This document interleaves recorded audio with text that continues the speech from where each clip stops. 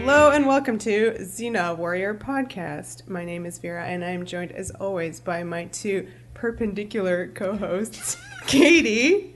Hello. And Livy. Hello. Once again, these are perpendicular to the floor? Because that's true. I don't have an explanation for it. These are just a list of words that our wonderful friend Nora has provided. We're not perpendicular to each other. Believe me, they get weirder.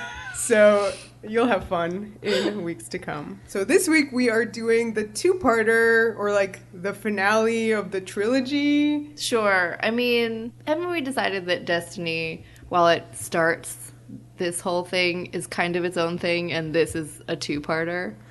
Yeah. It's continuing Destiny, but Right. It doesn't feel like a trilogy. I would say tonally, these two parts go together a lot more closely than, say, the quest matches Destiny. Right. But Xena's dead, so we're kind of like keeping up with that. So Right. that's why they're connected. And I give them props for even, I mean, I know this is a product of necessity, but the idea of having a three-part story, again, this is the 90s where serialized storytelling is still not really a thing most of the time. So a three-part episode is very ambitious, even if they kind of threw it together at the last minute. So we're doing the two parts that finish it, I guess, or otherwise known as the Velasca duology. Yeah. They are now. Two-parter. Who wouldn't want to watch something called the Velasca duology? That sounds great. Yeah, I would. So it's 213 The Quest and 214 A Necessary Evil.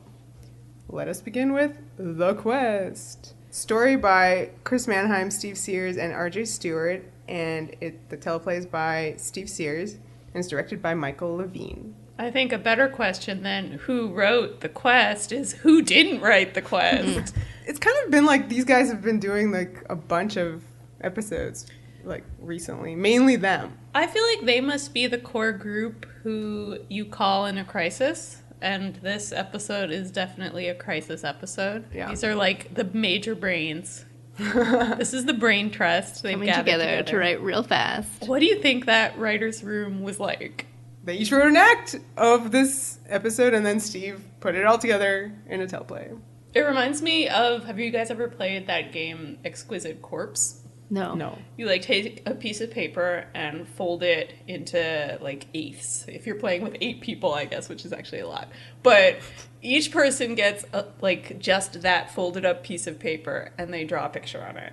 And then like the next person gets it and they have only their little part and they draw a picture. And then you unfold it and you have like all these pictures that sort of like connect, and it's basically a monster. Gotcha. That's this episode. It's a monster. Whoa, that's Okay. fighting words. I wouldn't Like call it a good monster. monster? Yeah, is it a good bad monster or a bad monster? monster? It's an interesting monster. I feel like you can see the Steve Sears parts. I'm not sure you can see the Chris or the RJ. Maybe I just don't have as much of a feel for like their signatures. Yeah. But like the fact that you have moments where you're The like heterosexuality for Chris. There we go. maybe Chris is writing like the Autolycus stuff. Yeah. There you go. Yeah, I just think, you have like all sorts of different tonal things happening in this episode. It is a very strange beast.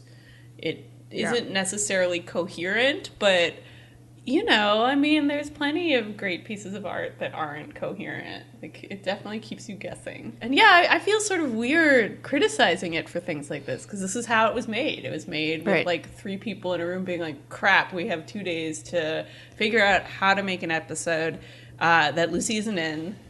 And I'm sure there were all sorts of production concerns and scheduling concerns. Who's going to be in it? How does it connect to Destiny? Mm-hmm. Like, it's just a really, like, It's a lot. Tight needle to thread. Yeah. Right. And we are talking about the 7th best episode of Xena ever, according God. to whoosh.org. In between, Been There, Done That at number 6. And Callisto at number 8.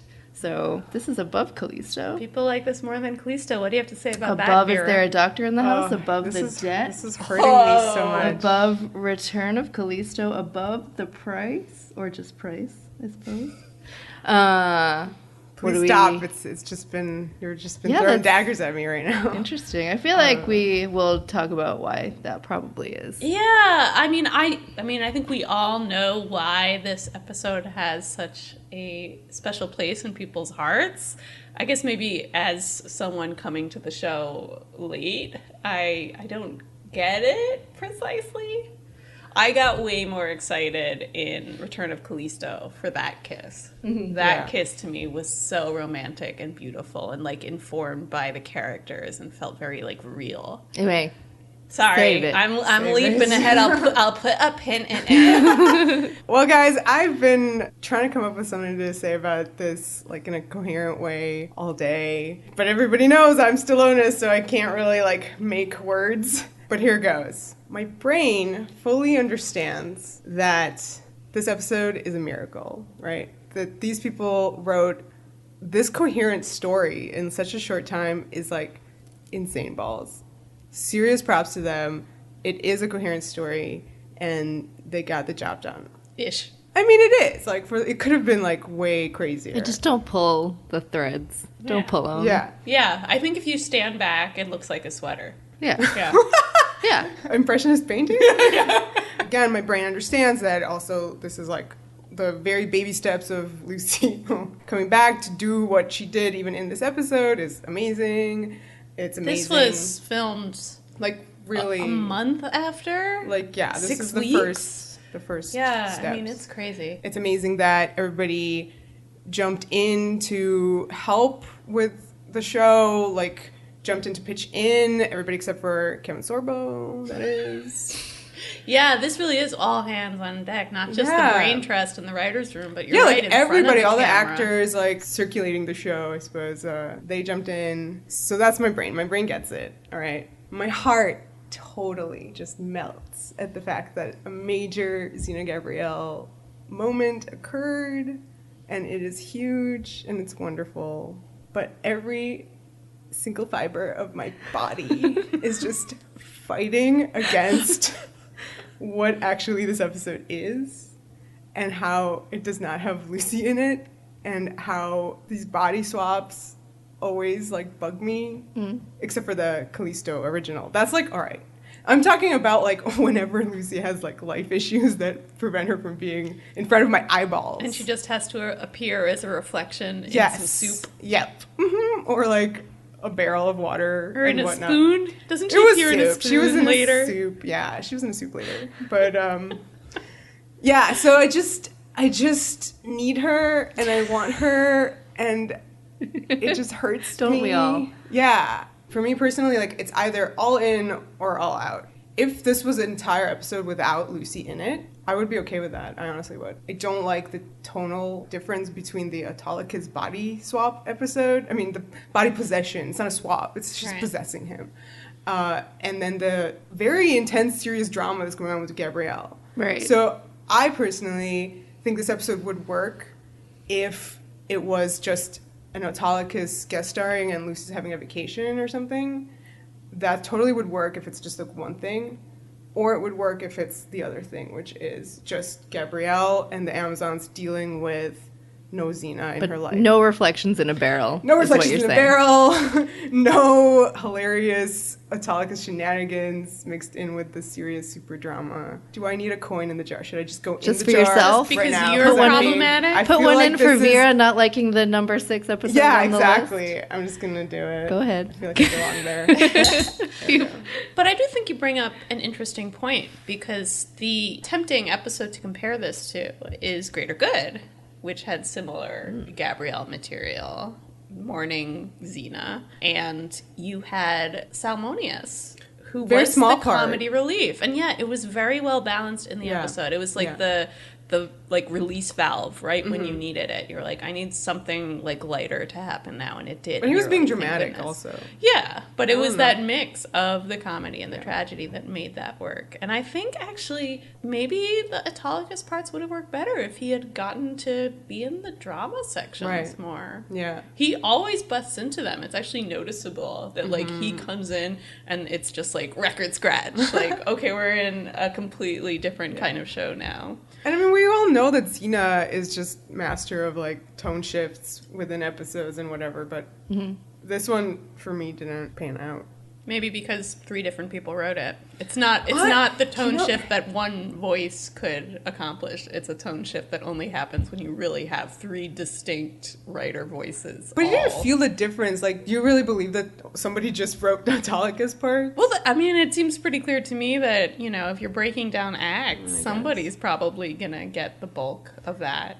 Yeah. Because I feel like, as a whole, the episode makes sense to me as a whole. It's just more like... I actually don't even think it makes sense as a whole. I think the plot is complete nonsense. Like, you just can ask why about You just said everything. it looks like a sweater. You can't say it is or isn't a sweater. If you stand back, okay, if you don't ask why, then it's fine. But as soon as you ask why about any decision anybody makes in this episode, the answer is... So this is where it gets hard, because you're like, oh, we shouldn't be nitpicking. They did the best they could. Yeah, I kind of don't care about anything that you guys are saying. I really like this episode you think lot. It's but I number know, 7? I understand you. Best Would you put it better 7th than best? Callisto? Yeah. Better No. than Greater Good? No. Like, See? No. Yeah, no, I wouldn't. But I don't know when the ranking was made. It's hard to take I'm sure full it was episode after the show was when it's over. really one thing that you're into from the episode. You know what I mean? Right. Like, if you I go would best not moments, top 10 it. then you would definitely top 10 the Yeah. moments Oh yeah, in oh it. yeah, oh for sure. But as But a I whole, you still shouldn't group enjoy it it. I enjoy watching Could you it. call it a guilty pleasure? Is that I don't like guilty incorrect? pleasures. Yeah, This- you don't like the term. No, Yeah. I don't just like it. cinematic I or like- guilty pleasure. Those Those are are the Katie two- no-nos. two I words. just like We the need there's 2 separate little jars. yeah. It's gonna be surrounded by Cinematic guilty jars pleasure. by the end of this. I just think there's Like a enough Hard in Hughes. it that I like that it overpowers any like issues of production, any issues of, Cool. of Wait, that you're go back discussing. and explain what's wrong with guilty pleasure. I don't like the term guilty pleasure because it's like I'm having pleasure. I don't It's need not to be guilty about To it. Yeah. feel guilty about Like- it. I mean, that is good life advice. Own it. Own that you like something. That's all. Yeah, and Yeah. society shouldn't be telling you shouldn't. Like, they shouldn't be telling me that I should like this episode number 7 best. That's true. No one's telling you that. The list tells the truth. But no, there's just enough going on in it that I like really enjoy. Let's talk about that. Let's talk about it. Like for instance, the very beginning, Yes. which is amazing.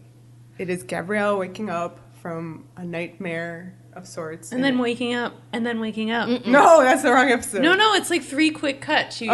like sits up and sits up and sits up, and it's really funny that they use this editing technique because in the next episode, Velasca eats the ambrosia 3 times too, because it's that dramatic. They've done that.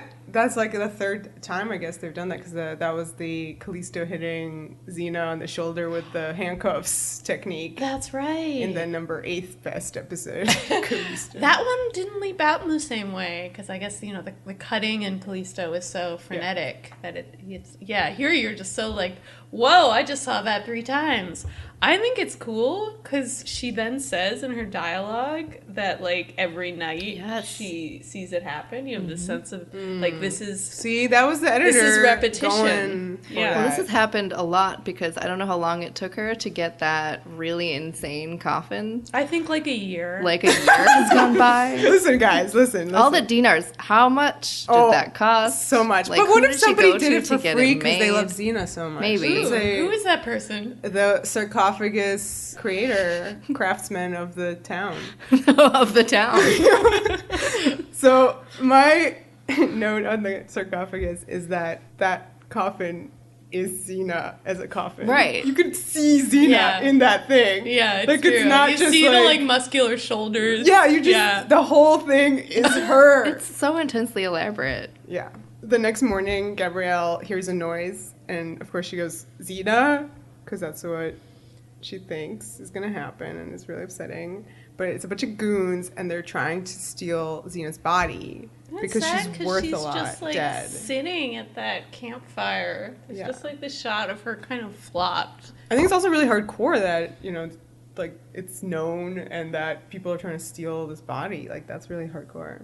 Yeah, this episode does a good thing of setting up this threat level that without Xena, Gabrielle is alone and exposed. A little bit later, there's going to be a shot kind of from above, like of Gabrielle leading the horse, which turns out to be the Amazon's point of view.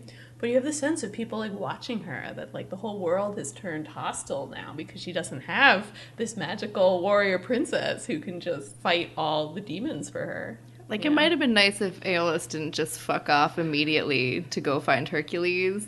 I also didn't Because he could have, like, kept her company. Iolaus did not need to come up, get rid of all the goons for her. He's the equivalent of her on his show. Like, right. They should have both done it equally. He, like, basically got rid of the bad men. I know, I get that. But I just feel like in this personal situation, he just had to fuck off back to his own show. But I'm like, just accompany her about part of the way. Literally, this is why I feel, even seeing Iolaus, which I was, like, surprised to see, I'm like, well, if he's here, shouldn't fucking Hercules show up and actually, like, be in this episode as, like, the one who's in this episode? Well, that's why I think it's hilarious that he's not in the next one, because they have to be like, oh, well, we can't spend time finding Hercules. I'm like, well, I don't think he was that far. He was just, like, semi-nearby.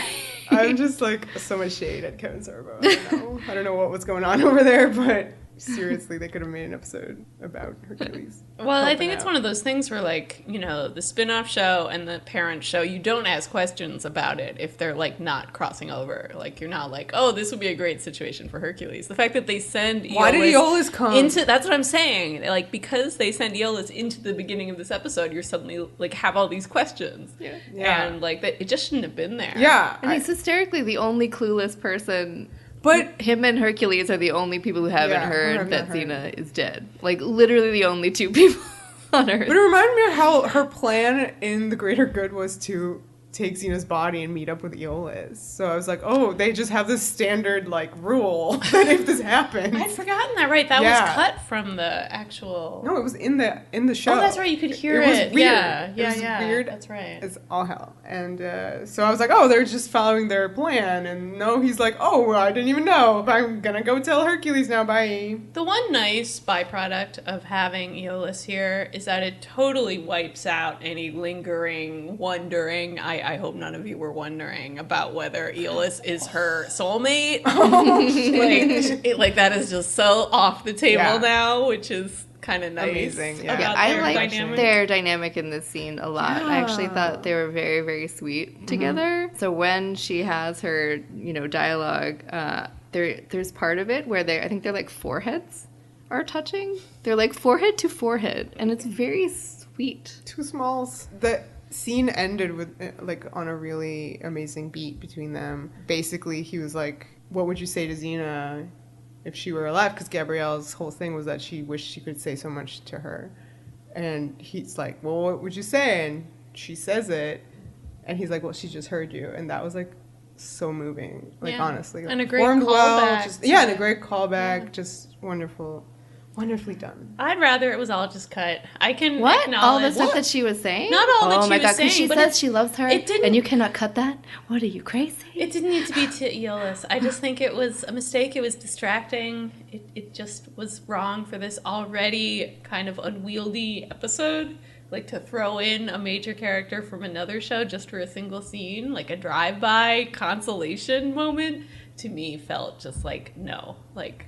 This is the one thing you really don't need in this episode. Autolycus, I can understand. Like, Iolaus, bye-bye. But wouldn't you, if you were a viewer watching both shows and, like, following the universe, wouldn't you go, well, why didn't they show up, like, on this show? Like, they're friends. But this is exactly what I mean. If you're the sort of viewer who asks that, you ask that every episode. No. As soon as you bow to that impulse and, like, trot them out, that's kind of reminding people that their two universes are interconnected. And that's just going to lead you to so many narrative problems. Because anytime anything happens, people are going to be like, what does Hercules have to say about this? Where's Xena? Like, it just maybe it's because the next episode connects Hercules and Xena together. I mean, I know that it's partially, so because this episode aired with Callisto's appearance on Surprise, I think. Yeah.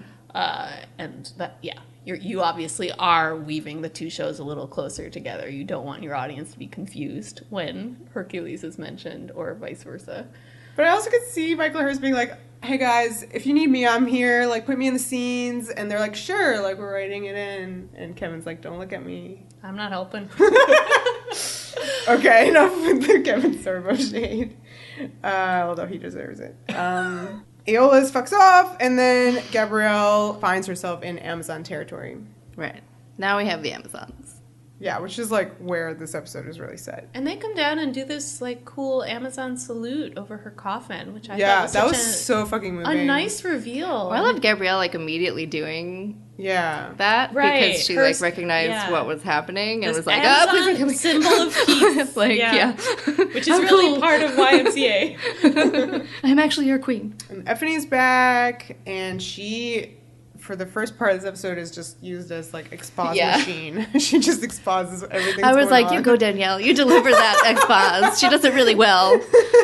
Just the beautiful shots of her and the walking in the grass. Yeah. Just giving all the backstory. Yeah, so backstory being that Melosa is dead, and it's a really complicated backstory that happened way off screen, which is that apparently there's this chick, Velasca, and I love Gabrielle. She's like, Velasca, I remember her from before. Like, literally, she wasn't in Hooves and Harlots. Yeah. Effie had to fill you in on this entire character's life, which is that she was like an orphan, and Melissa adopted her, raised her like a daughter, but then she also has a real daughter, Therese, who is like the heir to the throne, technically, but Velasca challenged that, was defeated, and hence was exiled from the Amazon village.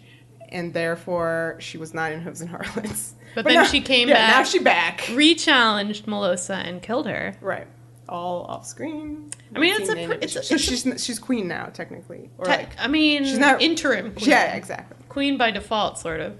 I do think this is a cool setup for a villain. I know you, Vera, have already kind of intimated that Velasca is not a favorite character of yours. But I do think they at least have a token effort here, and I'm going to pin this on Steve Sears, because all this Amazon stuff feels totally like him. You know, they wanted to, like, give this character some, like, shading. Like, the idea that she's this sort of unloved daughter. Yeah.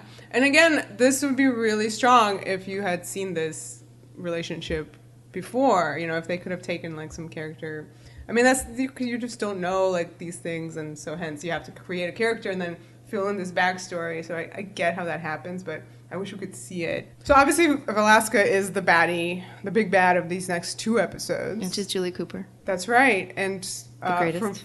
That's from Belinda Clark. OC. Yes. But what's her character in The Firefly? Very memorable. I think her name is Nandy. Yeah. Nandy from Firefly. Seven, I could be right? like really wrong. Seven, that's her name, but I feel like that's right. But it could be wrong. Brothel Belinda owner, Clark. She's really Heart cool. of Gold. Heart of Gold. Yeah. Very classic, amazing performance. She's a good actor. I like her a lot. Like best.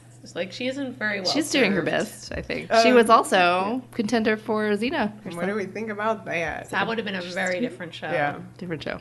I feel like every other contender other than Lucy is just like you can't see it anymore. One choice. Like, it just becomes something. I see her closer to that weird science lady.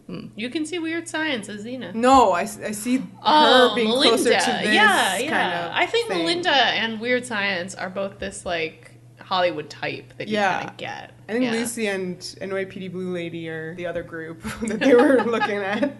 So one more thing about Velasca is that now that she wants to be actual queen so that she could make the Amazon territories great again.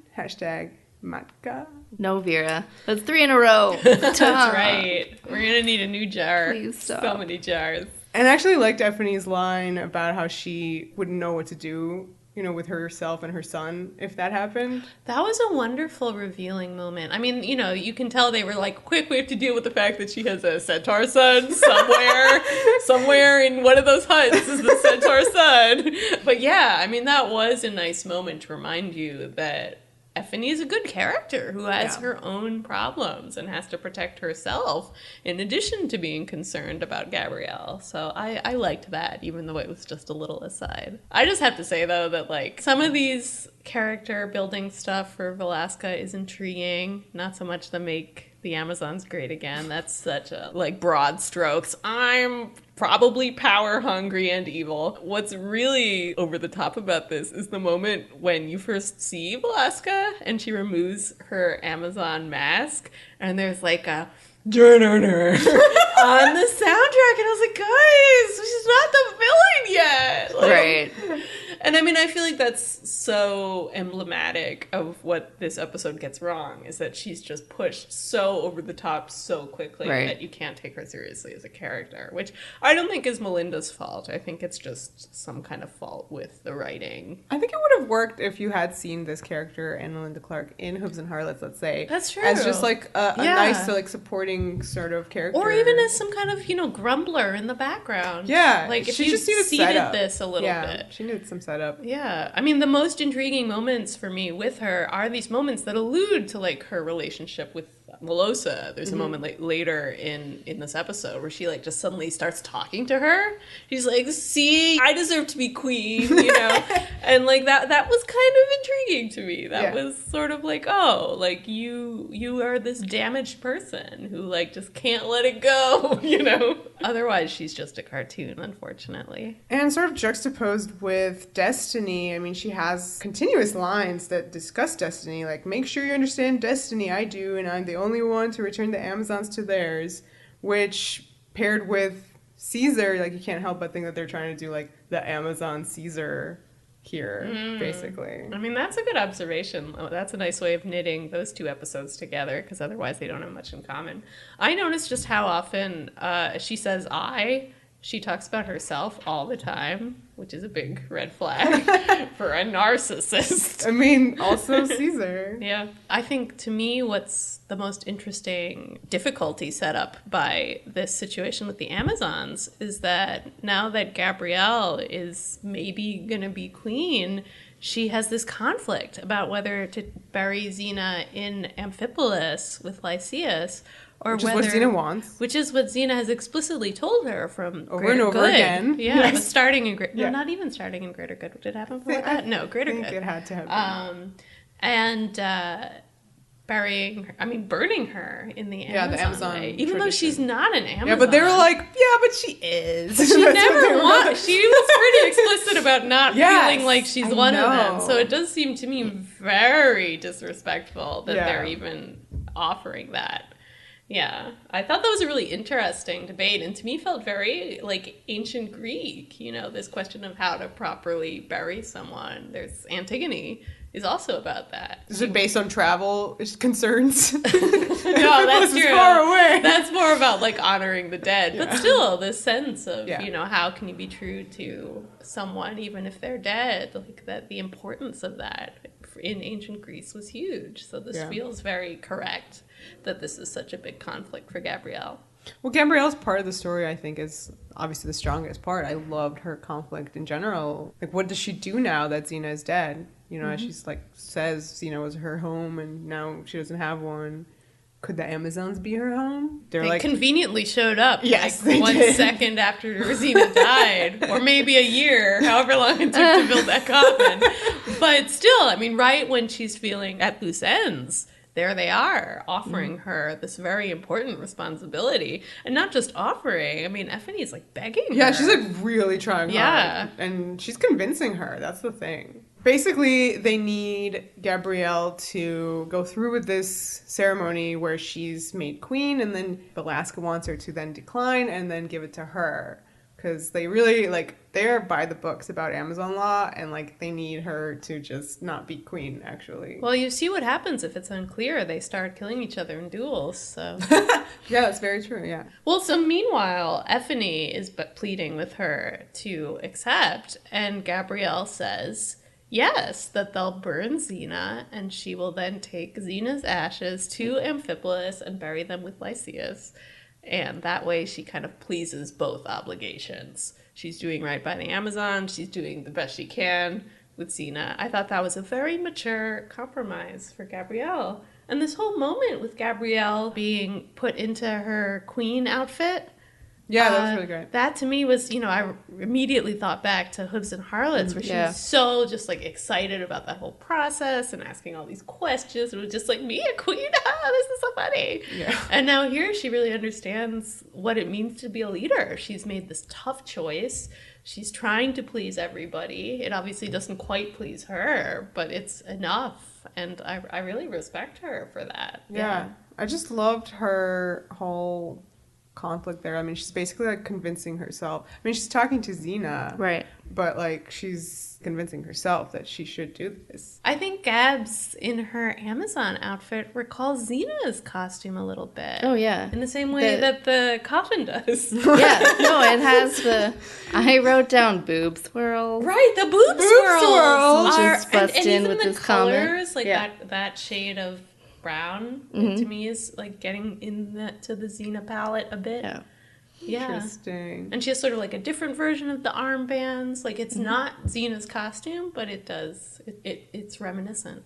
We've gone this far and we haven't really mentioned Autolycus. Should we discuss Autolycus now? Yeah, let's do it. So he's in his own episode. Like a completely different episode. Where he's doing his thing and he's stealing the dagger of Helios. From some monks in a church. Yeah. And he gets suddenly like overtaken. We could hear the little like don't do it war cry. There you go. Yeah, I was like, this is so weird because she's like this poltergeist who just like does the war cry all the time. She's floating around. Are we supposed to imagine this like little ghost like doing like lots of flips going? Oh, you know what? I wasn't thinking of it before, but now I am thinking of the little ghost doing These that. are the threads I don't like to pull. I'm just like, why is this happening? Yeah. Well, I mean, honestly, why is this happening is my biggest question about this plotline. Because, I mean, I know they give us a reason for why Xena's like, you have to go steal my body. But I'm like, Xena, nobody would need to steal your body if you'd possessed Gabrielle and been like, no, actually, on second thought, don't burn Xena. I'm gonna take her to Amphipolis. Like this is just such a pointless plot. And later, it's gonna be brought up that actually she's been seeding this for a while. Like she gave Autolycus the idea to go get the dagger, and I was like, girl, the Amazons probably haven't even arrived to get your body. Like, why are you like setting him up to like steal you? Like, so it's so long, elaborate. But anyway, I love Bruce Campbell, so I don't care. Yeah. I really don't care. He's hilarious and a joy. Yeah. And a treat. Let's preface this by saying, wow, Bruce Campbell's amazing. And he did the body possession so well. I mean, that's the master. Yeah. How many times have we seen him do this? I admit part of my I'm not that impressed with this episode because I feel like I've kind of seen him do this before. I feel like this is very in his wheelhouse. Is that mean? Well, is that mean? Yeah, to say? It's a joy. Well, they weren't doing all his other things. They were doing that Steve Martin movie, All of Me. I do love All of Me. All of Me is a great film. And if anything, now I want to see All of Me with Lucy Lawless and Bruce Campbell. There are so many comedy places you could take that setup. And I feel like they don't actually do that much with it in this episode. Yeah. Like, it's just kind of played for a few jokes. Like, nature's calling. You're like, oh no, are they going to work on that? That was a massive part of All of Me, okay? That nature's calling thing. That is literally that's the thing I remember. The thing everybody remembers from All of Me. Because, it's the one question you always have in any kind of body swap or body sharing situation. I'm sorry. It's necessary. Yeah, so he's great, and he did the comedy stuff really well. Xena makes him get, like, a book from inside one of the...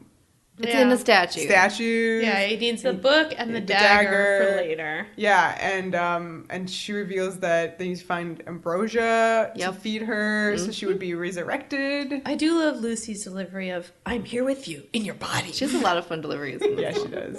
I love them. She's lying down and having a great time. No, it's good. They're good. There's also cross-dressing. That part is more interesting to me, that he... tries to kind of blend in because obviously he blends so well with the Amazons with that midriff outfit. That's Gabrielle's outfit from Hooves and Harlots. Yeah. So what does it mean that he's wearing Gabrielle's outfit and Gabrielle's wearing Xena's and Xena's in his body?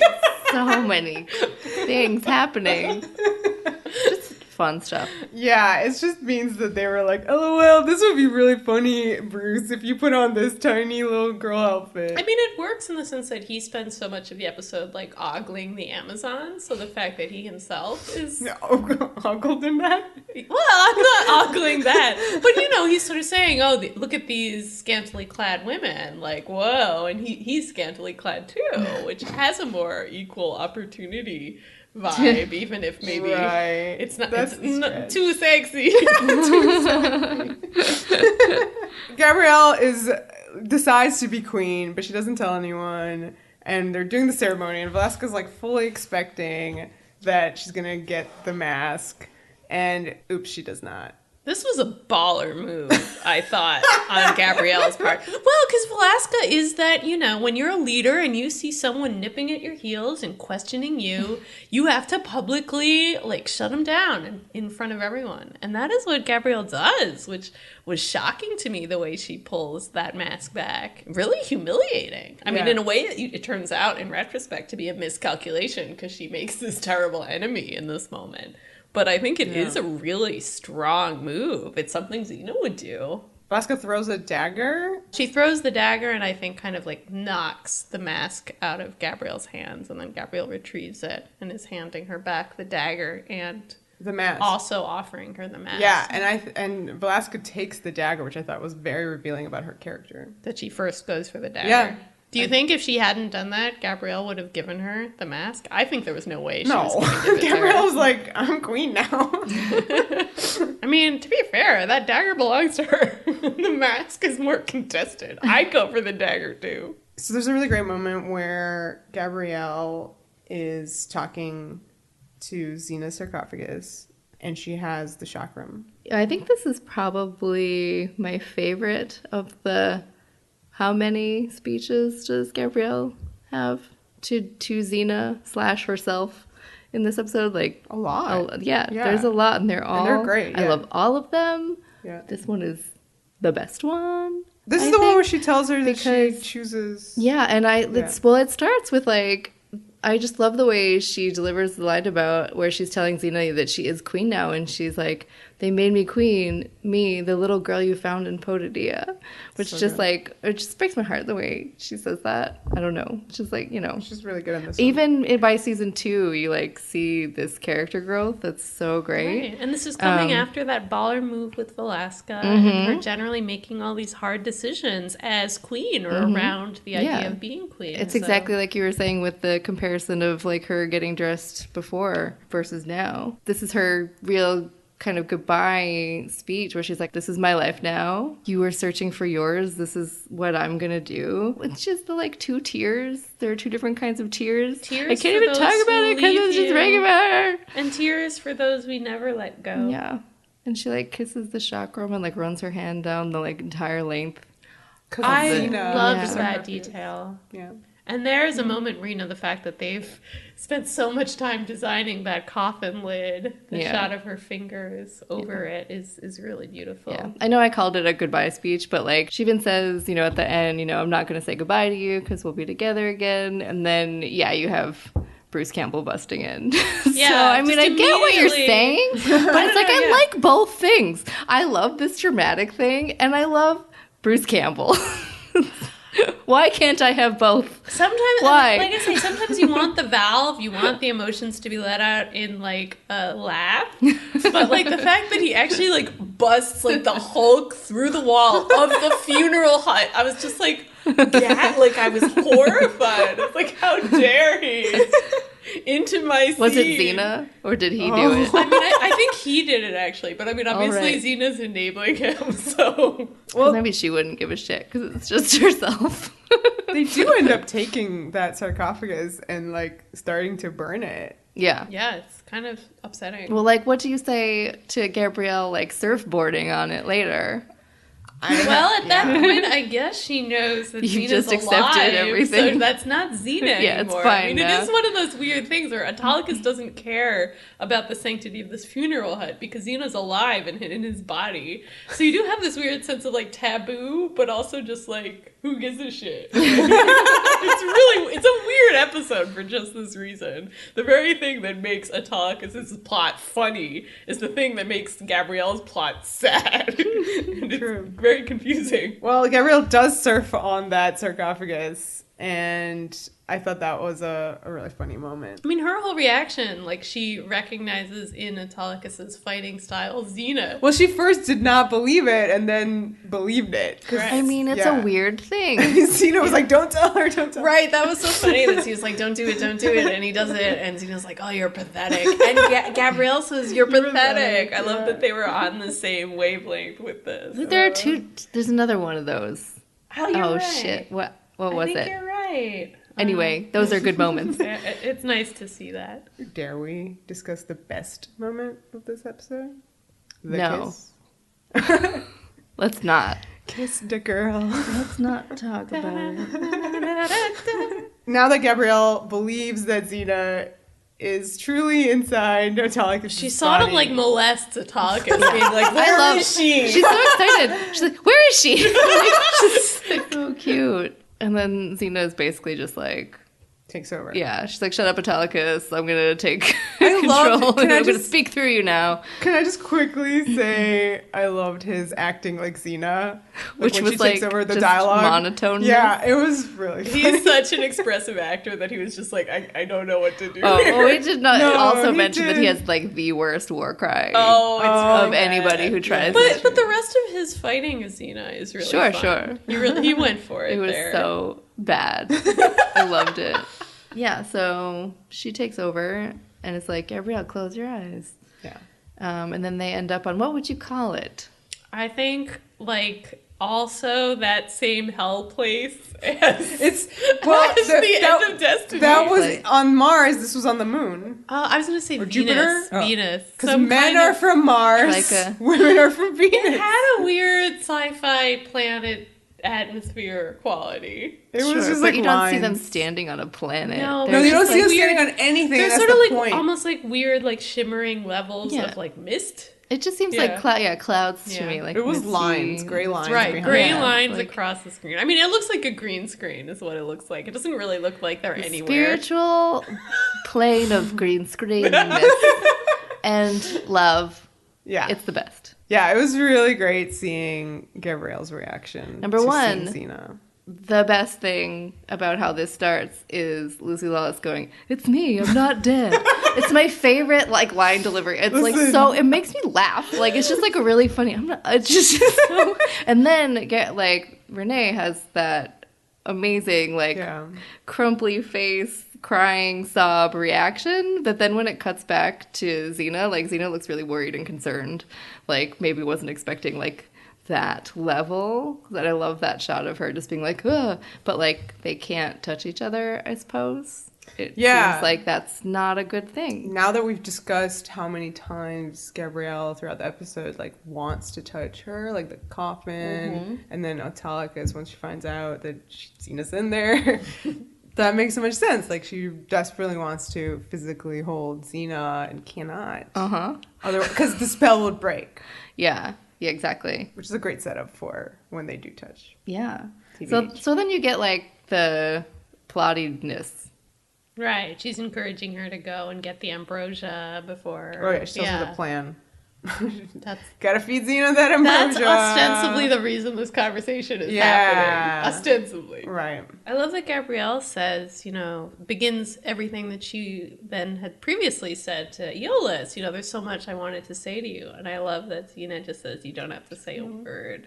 Right, because she heard and And I feel even if she hadn't heard, she just knows. She knows all. I don't know because their relationship moves forward after I mean, this. I think we're in the area of like Gabrielle and what the things that she's saying in this episode. Obviously, this episode is so huge for their relationship that is why it's number whatever it is Right. Yeah. on this list. Like that, this is it. This is why.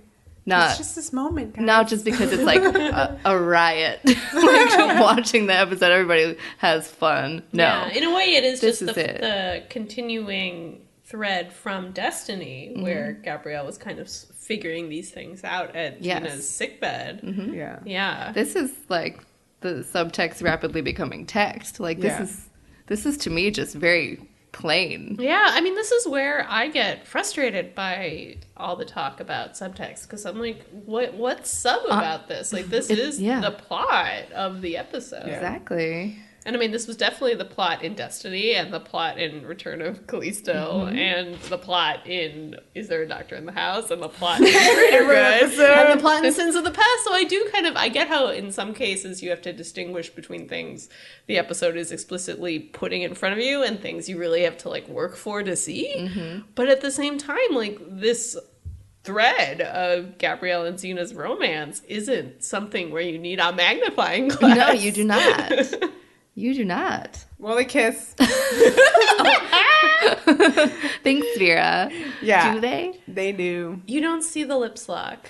You know, but you, like, do. They do. You know? I mean, like, you understand that the implication, they're not allowed to touch. If they touch, it breaks the spell. Yeah. The spell is broken. So you know they touch. Yeah. But it is one of those things where this episode, and I think this is very interesting in terms of, you know, TV studies and cultural studies, is the ways in which it's almost like more interesting to me, like what they have to do to like not upset people than what they actually do get to do. Like, they don't show lips touching lips, you know, they only imply it in these various ways, and then they immediately cut to a man kissing Gabrielle. It's very absurd. It is absurd because, again, going back to you know, that tall small dynamic, like, this is a romantic kiss between two people being shot where the very tall one is again like dive bombing in to like plant her lips on another set of lips. Despite her pelvic injury. Oh, Lucy! Yeah. And actually, I was reading a thing that people were saying that they weren't even in the same room doing it. I was like, they were like, this is some good and wife like, shit. so Renee is like, well, no, we were both there. Like, because we were like, just there in was front no of a shadow green on screen. her. And then she's just like, yeah, it was just lit well. the green screen nature of the scene. But it is shows how, you know, the fans were worried about the, like, reality of what they'd witnessed, which I completely understand. You know, you become paranoid. You say, this couldn't have been real. Oh my god. Yeah, you look for the scenes. So Xena and Gabrielle do touch lips. Whether or not Lucy and Renee went all the way in for it, I don't know. They will later. So anyway, I guess what's interesting is how much more kissing there is after the fact. Like how long it continues to last, even though we're looking at Autolycus and Gabrielle. Right. I Like- mean, the interesting thing it does is it almost muddies the water. You don't know when Xena sort of isn't the one there anymore. Right. And the implication is immediately because of the whole touching stuff that was set up. But Gabrielle's just going with it. Just eyes closed. Yeah, but she was not into his hand on her butt. Well, here's the thing, though. That's another fun area of speculation, right? I think we would all agree that was just him. That was him. He got punched And for he it got by punched in the Xena. face. Yeah. Like, she wouldn't... It's just so not fitting for And me also- in the moment. Like, I think it's fun for people to be like, did Xena grab Gab's she didn't. butt? But at the same time, I'm like, not right now. Not in Honestly, this if she moment. did, I feel like Autolycus would have had a line about it. Yeah. Like, he wouldn't have let Well, that he does slide. say he'll be there for both of them. I want that fic. Oh my god, I'm sure that's out there. You can go find it. You know, it's both wonderful and frustrating. Yeah. This is like a different level of frustration. Like before I was frustrated because Lucy is injured and 3 people wrote this episode in a day. And, you know, so many like mitigating factors where you're like, well, I really shouldn't complain about anything that's happening because, you know, this isn't the result of a bad decision. This is people trying to make the best of a really difficult situation. Having 2 women share a romantic kiss in 1997 is, you know, a bad situation because, like, I don't think they could get it on TV in any other form but what we're seeing. And, like, to me personally, it is frustrating. Like, I see, you know, like, a man suddenly being, like, whisked from off screen to, like, take the place of one of them to make it okay. And I'm like, frustrating. Yeah, it's frustrating. It's not like this was the first on TV, like, in 1997. Like, there had been stuff on American TV, broadcast TV before that. But the context of this show in particular as, like, a syndicated family show, I don't even know when how ever if it would happen. You'd probably do it now and get people angry. Mm-hmm, yeah. DS9 sort of did that too, where I don't remember what year it was, but like the big, you know, two women kissing because one of them was like an alien that used to be a man. So and they had a relationship when it was like in the male body. Huh.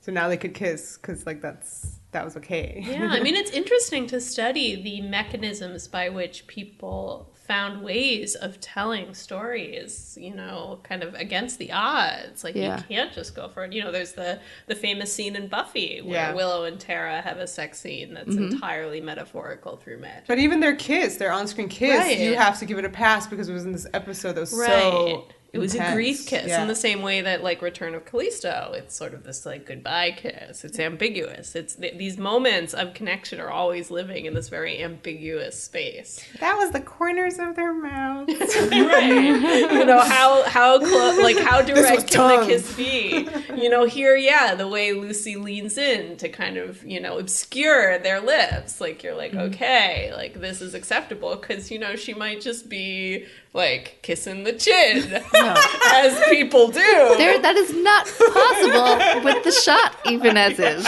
It's not even possible. Yeah, just do a good They're like really close.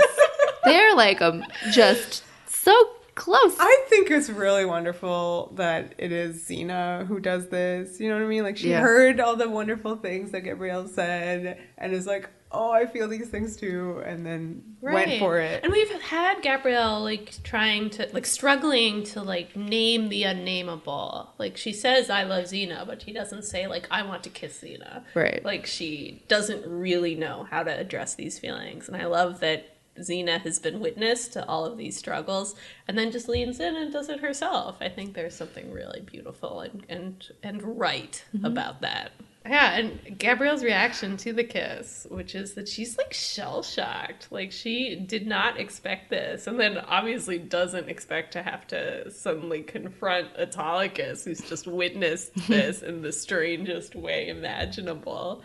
And I really love just the way Renee pitches that surprise, that she's both surprised to see Autolycus there and surprised that this has happened. And it's this very private moment, and there's something that could be almost embarrassing about it, but it's not. It's actually very liberating and sweet, and you feel like this is kind of like putting to rest a lot of Gabrielle's questions about where things stand. Mm-hmm. Well, the rest of this episode involves a lot of elaborate rope climbing. Kind of the sequel to the ladder fight. Yeah, like with ropes. With ropes. Velasca does some light BDSM. I actually love that. She is a full-blown dominatrix. Yeah, she loves pain. And it was actually really revealing about the character, and I actually legitimately liked that. Her Amazon house was kind of really elaborate. Yeah, like she is a fascinating character. I really wish that she was set up and, like, given more to do. Yeah. Bruce Campbell had the best ad-lib where she beats him up, explains how she has this leather collar. Yeah, oh god. Of course she does. Full-blown, like, more she's like Sith. the Christian Grey of the Amazon world. Yeah. It was really great. And so she, like, beats him up, finds the dagger and leaves, and he's like, hey, I paid for an hour. And there's also the moment where he pulls the bra latch. Oh, from my favorite Amazon! Yeah, that one. Solari, she had a different name. She had a totally different name in the previous one, but now she's Solari. And that was amazing, because he made her hold her boobs together, and he did the thing so he could lockpick the door. It was great. Was it? It was! I love her.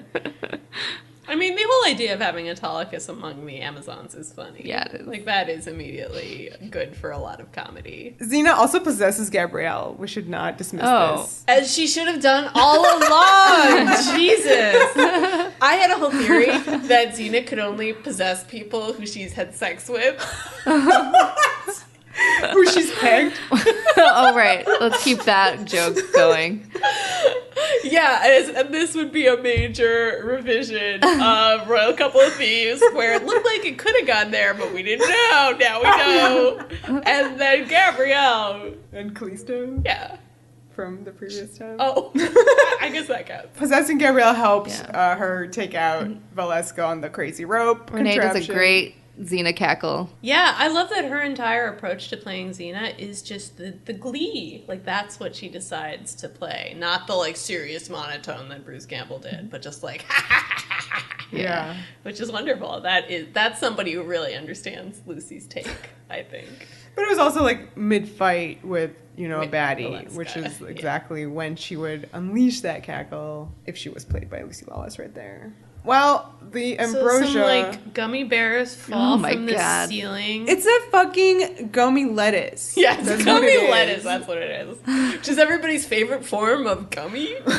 Why hate is ambrosia. there ambrosia just like... I just don't understand why it just hangs out in places. I don't know. I mean, like, it's not... Hey, I mean, it's hanging out, but it's very protected because they had to go through all these elaborate hoops. Why do they keep it on Earth? Go They're get the food of the gods. I guess to cure heroes who are in comas or dead, who are straight up dead. Yeah, that's it. So it's just to become a god when she eats it. No, because she's dead. You feed it to a corpse, they just live again. Makes plenty of sense. Yeah, so this is where we should bring up that they almost filmed a crazy thing where Renee was going to have the ambrosia, or Gabrielle was going to have the ambrosia in her mouth, and like kiss feed it to Xena. So they were going to like already start Sleeping Beautying this. But that one, this does not quite make sense. I just feel like it doesn't. Can you imagine She's with that like gummy bear like trying to get that in the mouth? What's the thought process there? Let me just put it in my mouth and I'll just like what she can't swallow it. So let me just to chew it like like a little bird. Like a little bird. But she would become a god in the process, Gabrielle. Yeah, she would become a god. Well, we know she would be okay with that. She'd be a really good god. She'd be a benevolent god. It would go. We saw what happened in the Titans. It would go to her head just like Velasca. They probably had this idea and then somebody immediately said like, all these things and then we're like, she's just gonna put it with her fingers. She stuffs it right in there in her little lips. And Xena wakes up. Yay. Also, Velasca falls through some spikes, but she doesn't she doesn't get impaled. No, she doesn't get impaled. Yeah, it's a little unclear. She's just squished. Yeah, but I do like how when Xena makes up, all the lights come on. Yeah, I it's love very that like her makeup suddenly looks extra done. Mm-hmm. And they're like, Gabrielle, and Gabrielle's like, I know, and it's great. We didn't mention that the ambrosia that Gabrielle fed her fell into her boobs. Yeah, ambrosia. That's the best kind of ambrosia there is. Thank God it fell there, otherwise there would be none. Jeez. You'd think Gabrielle would like take one look at that and be like, I have to wear these little cups always. Like having a whole shirt would have killed my friend. Oh no! Well, one piece of ambrosia falls. Oh no, right next to Velasca, and she gets it. What's gonna happen? Dun, dun, dun. And the episode ends real cute with Xena sharpening her sword, and everyone's kind of like...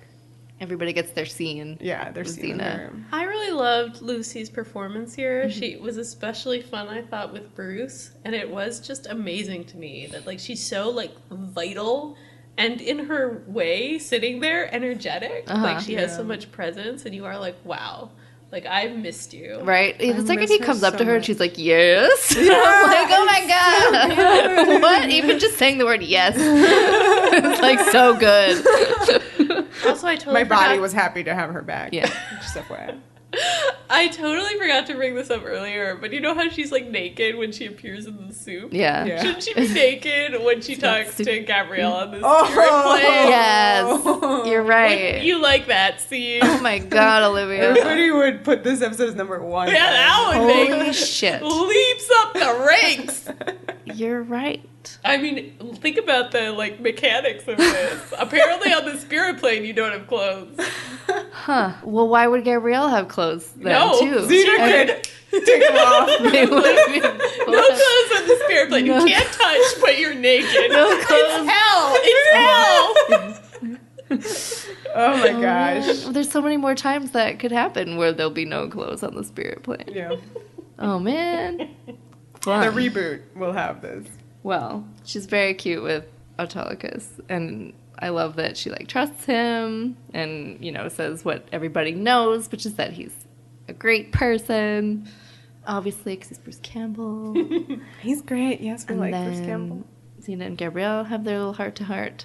You don't want to talk about Oh, this, yeah. you guys? She's like, promise me you won't die again. And Xena gives the most unconvincing okay. She says, I knows promise. she's watching. She says, I promise. It is definitely a fingers crossed behind her back promise, because there's a sarcasm in that delivery. Because she knows they're going to die a million more times, because this think is she Xena knows Princess that, the yep. show. She really Duh. apparently knows that. But Gabrielle's adorable because she's talking about, like, what it felt like to be Xena. And just being like, she, like, felt protected and all this stuff. And Xena's like, Gabrielle, it was a fight. Like, wow. And she's like, no, but, like, this is what it feels like to be Xena. And, like, the world needs Xenas. It does. I'm glad she's back. I feel like now that Xena's alive, she's slightly less tolerant of Gabrielle saying schmoopy things to her. Well, Gabrielle does come over, immediately, like, attaches herself to her arm and, like, does not let go. And you will now see, from henceforward, a lot more tactileness, I think, than It's heretofore. really evident in the next episode. We will discuss. Okay, moving on to 214, Unnecessary Evil, written by Paul Robert Coyle and directed by Mark Beasley, who is one of my favorite directors from Legend of the Seeker. His name sounded really familiar to me. His episodes were the most gorgeous out of Seeker. I don't think you could say this about this episode. I don't think it, like, has moments like that, but it certainly has some moments that are greatly directed. He's making a lot out of very little, especially when you think about, like, the amount of, like, action stuff that Lucy could do here. Like, the fact that these even feel like action scenes at all is pretty impressive. Right, and Paul Robert Coyle wrote 10 Little Warlords last time. Oh, wow. So I think this one is way better than that. Yeah, I'm impressed, Paul Robert Coyle. The fact I know about the genesis of this episode is that he, even before Lucy's injury, wanted to write a story about Callisto and Xena teaming up to fight a god. It was only later that they figured out they could use Velasca to be that god. Yeah. But I think that's a great story, and in a way, I really, like, I'd pay some big cash to see the version of this that just, like, had an all-new god character. Yeah. I do think it suffers a bit from just the fact that Velasca is not a very convincing villain, and you immediately start questioning, like, why Xena would go to the trouble of breaking Callisto out of rat jail to fight this person, when clearly Callisto on Ambrosia would be a much bigger threat. And we will see that later. Eventually. I mean, maybe I'm wrong to even say that, because it's complicated. Yeah, it's complicated. Well, you mentioned Callisto in a rat prison. Should we explain that she just has come off of a Hercules where she was put into, I guess, this rat prison via eating a apple that made her immortal? We literally watched that episode of Hercules. Like, I specifically was like, I'm going to find out how she gets that cool scar on her face. It is a very cool scar. And it's like, you don't. Some things are just so cool, they have to remain a mystery. I think the real explanation is, she sort of mentions it where she got burned, but, like, she, like, runs into the burning tree. And the fact that you have burning tree, fire, Callisto, that's her element. But that's not a burn scar. No, it is a slash wound. across her face. And I was like, Hercules slashes her face! No, he Which does not. would have been hardcore. Yeah. I actually liked a little bit of their dynamic on No, Hercules. I thought it was really interesting, yeah. I feel like so different. he takes himself so seriously, and she takes nothing all that seriously. Yeah. So I thought it was just nice to have her, like, undercutting him. Yeah. And it was just cool to see her go after someone who's not Xena. So it was just really interesting. And then apparently on Whoosh, there was speculation that he was her dad. Because they just speculated that everyone's dad. So that fries my brain. It's true that, like, when she's telling Gabs about her family, she doesn't mention a father. She just says your mother and your sister. Right. But we do see the dad later in Armageddon, the episodes of Hercules, and then she kills him. Well, this episode starts with Gabrielle giving the mask, the Queen Amazon mask, to Effie, as she rightly should. And she's like, you'll hold this while I'm away, which is, let's be real, always. And there's a really cute line to Xena where she's like, does an Amazon queen beat a warrior princess? Do you really want to find out? I also loved Gab's and Effie's dynamic, where, like, she's asking, like, well, as long as there are no parades, and Effie's all serious, being like, Amazons don't have parades. I know, yeah. And Gab's just like, it's a joke, and Effie's like, I know. And, like, that's their dynamic. Effie's always taking the piss out of Gab's. It's very cute. Well, to break up this happy scene, Velasca comes limping out. And dramatically eats a gummy worm. Oh no! It's like a gummy blob shape. And she does it, like we mentioned, three times! Because of all the things in your life, you needed to see 3 times a grown woman trying to swallow a gummy worm! She's like, a gift from the gods to make a god! Also, like, she was dying on those spikes. She's got into all the trouble of dragging herself off of them, limping all the way to the She wasn't on the spikes. All right, but still, if I had in my hand the ambrosia that would, like, regenerate me, I would have gobbled that immediately. She wants an audience. Yeah. And it kind of is like what Callisto always wants. She wants an That's audience. So villains want audiences, okay? Fine. So we are one, so... So she becomes a god. She, like, magnifies, literally. Like, is she bigger? They shoot her kind of, like, bigger. Like, she looks... She's not bigger later. She was like a giant. And then she's not. She's not. It's very strange. The way that Mark Beasley chose to portray this godifying is by... What do you guys think of, like, this episode's whole, like, depiction of godhood? It just seems to be lightning spikes out of the finger, and your eyes are white, which actually means you can't see. So you're a blind lightning gun. And you can tornado. And then later you can Wonder Woman spin. Yeah. It doesn't seem that great. No. It seems that anyone who's not like a product of like Zeus, aka the Olympian gods, just has these weird powers where they can... Generic generic god. Yeah, I mean, generic god powers is exactly the problem, is that they're just so generic, unoriginal. Yeah. And the show is so good with the actual Greek gods that, like, having just this silly... You want something with a little more originality. She crowns herself the god of chaos. Okay. Okay. But she did that herself. Yeah, Velasca, I think the chaos is just that her, like, contact lenses are so thick that she, like, walks into things and creates chaos. By the way, I love her physicality. I when we were watching, I was like, oh, did she do ballet? Because you could tell, like, the way she walks is very, like, still, like, stiff as a board, but, like, in a graceful Because she's afraid of hitting something and falling over. I'm sorry. No! This I think is, like, number one problem with this character is these poor contact lenses. Like, I just don't think she knows how to function with them. I don't think you can tell that whatsoever from her performance. I just think it's such a, like, stiff, frozen face and body thing. I mean, I see what you mean about her carriage. Like, she does strike you as somebody who's very, like, graceful. But I just think it robs her of any expressiveness. Well, also, maybe we should start referring to her as the Terminator, because she's like one-track mind, needs to get Gabs. Where's Gabrielle? Yeah, it's basically, she is kind of doing that. And even her being hung up on Gabrielle, like, to me felt more like a plot necessity than anything that actually fit with this character. I mean, that's like the point of this whole episode, is that Gabrielle is prey to Which, I mean, her. is a smart idea. I love the idea of Gabrielle actually being the one in danger rather than Xena, and in some ways being the central figure of the episode. But it just felt very arbitrary to me. Like, they hadn't done a good enough job in the previous episode of really setting that up. So Velasca, like, goes crazy, shoots all the fire at the Amazon village, and then Xena's like, Tiffany, call the retreat, and she's like, cuckoo, cuckoo, which made me laugh a lot. That sounds like my Caesar trumpet. Velasca can't, like, really hold on to her powers so that everybody escapes. Right, and that's another thing where I'm like, okay, so you're a god, you have, like, ultimate power, and yet, but she's like, a new god. You need to I can recharge see... every 15 no, minutes. No, it's because she's new. That's like a really bad smartphone. It's a new bad smartphone. One interesting thing about this teaser is that there's a moment where Xena saves Effie's life, because of this, she's like thrown across the frame, and she's like injured.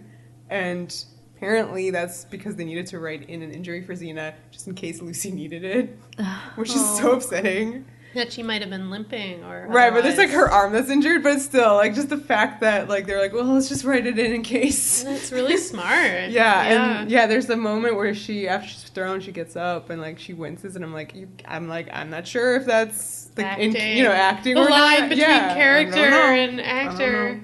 Yeah. I mean, she's tremendously active in this episode. Like, the fact that you even see her pulling herself off the ground. Yeah.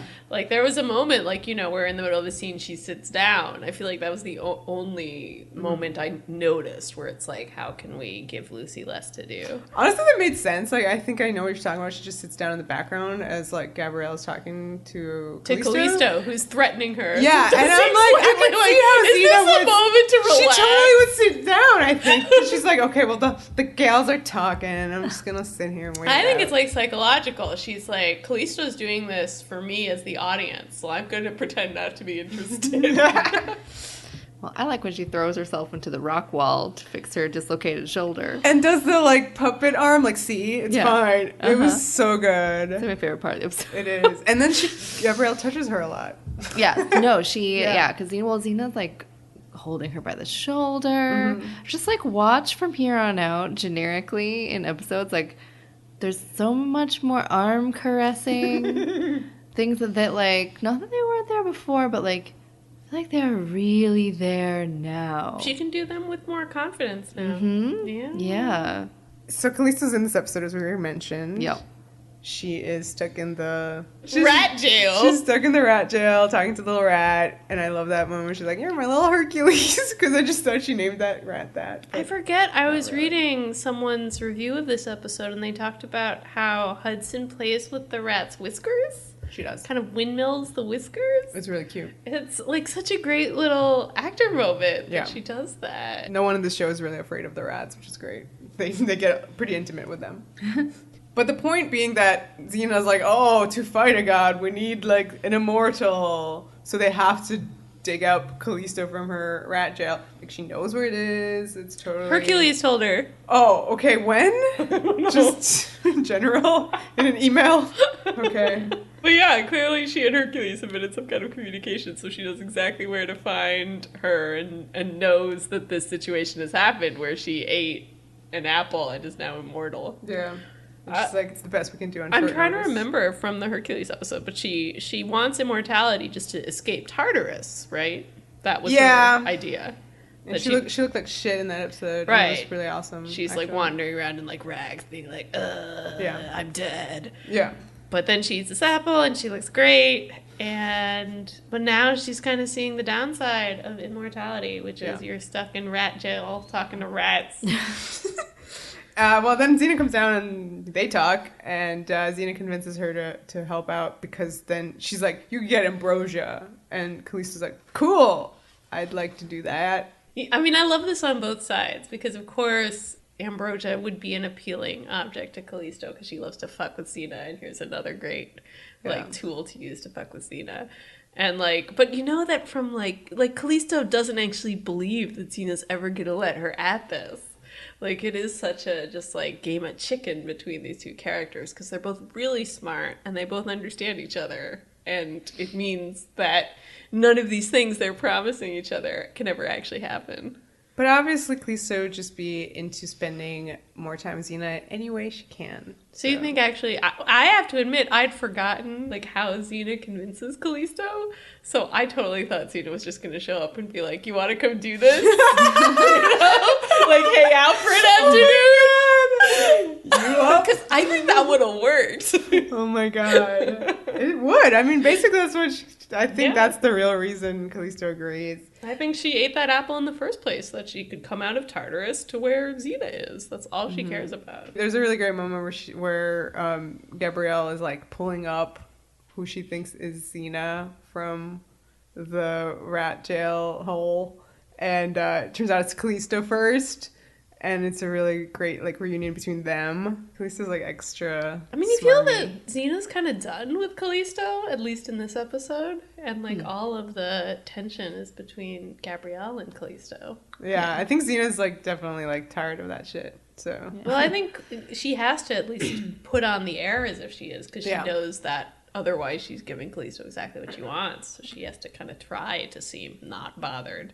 Gabrielle hasn't learned that lesson. Yeah, well, I love that that's the main conflict between the two of them this episode, because you have Gabrielle finally putting, not that you can never get rid of it, but is kind of really working through a lot of PTSD she has with Callisto killing Perdiccas. Yeah, this is actually like necessary exposure therapy for Gabrielle, that she needs to face down the architect of her misery. Like, I love that it's actually like her reaching into a dark abyss and pulling Callisto out. That feels like such a symbolic thing for Gabrielle. And then you get the classic Callisto line, such a pretty day for a bloodbath. Right, she looks up at the beautiful Yeah, because she sky. hasn't seen it for a while, so yeah. I love Hudson's acting in this whole scene. It's very funny. Her like, so have you been? Yeah, oh and God. she's sort of like twirling her hair. You feel like it's some kind of like awkward college reunion. Yeah. Like they're just like, She's let's like the have some ultimate mean small girl. talk. Yeah, she is the ultimate mean girl. Everything about this was high school, except with like weird gestures. Like she suddenly like rubs her nose in the middle of it. Oh, I loved that. Yeah, there's just something very unexpected about these little choices of Hudson's. It always keeps you on your feet. It's especially noticeable when you have Melinda Clark as Velasca doing a more traditional, like, high camp villainess.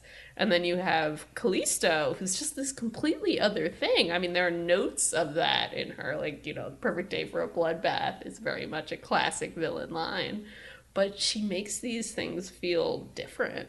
Callisto insists that before they get on their journey of the episode, they do a pit stop. It's a wee little stop first, as she puts it. And it's basically the next available village, and she needs Xena to make a speech to everyone in the town square, basically. I feel like all these townspeople are just like, what? Yeah, I think you literally could see that. They're like, what? And then it was, once she's done, they're like, okay. And then they move on with their lives. But it's, I don't know, one of the best moments in the show, I think. I love Lucy's performance here. I think it's really interesting because she means every word. Like, it's very sincere, and the words are heartbreaking, what she actually says. Everything was destroyed, including the soul of one young, innocent girl who will never be able to reclaim her childhood and will never know what the fates had planned for her, if not for me.